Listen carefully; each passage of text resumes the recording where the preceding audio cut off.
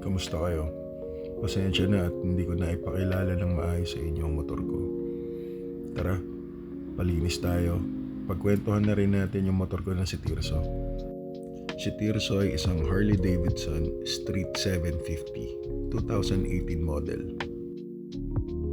Beginner biker lang ako, pero nagkaroon ng opportunity para makuha tong motor na to. Shoutout nga pala sa nagbenta at sa mga nag-facilitate para mabili ko tong motor na to. Nabili ko nga pala tong motor na to na bone stock.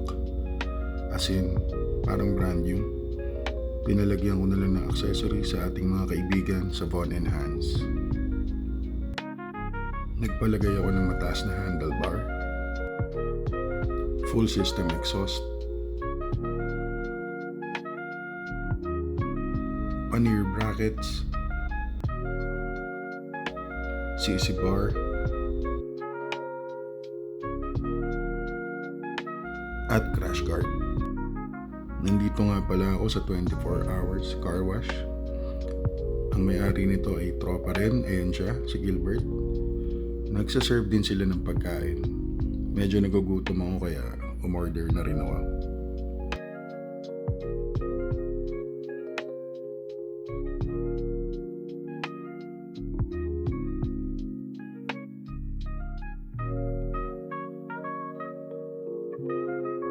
At eto na nga, yung aking order na sizzling tuna. O paano? Kain muna ako ah.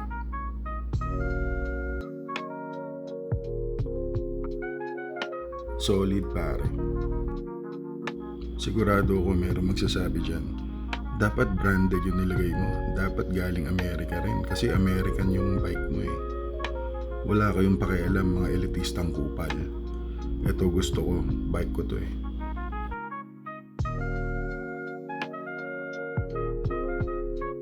Yan, kilala niya na si Tirso. Alam niya na kung ano yung mga nakakabit sa kanya. Hayaan niyo, pag may ikakabit pa ako mga bago, i-update ko rin kayo.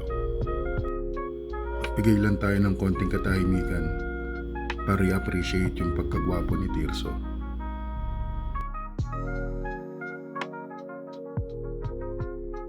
Hanggang sa muli, bye-bye.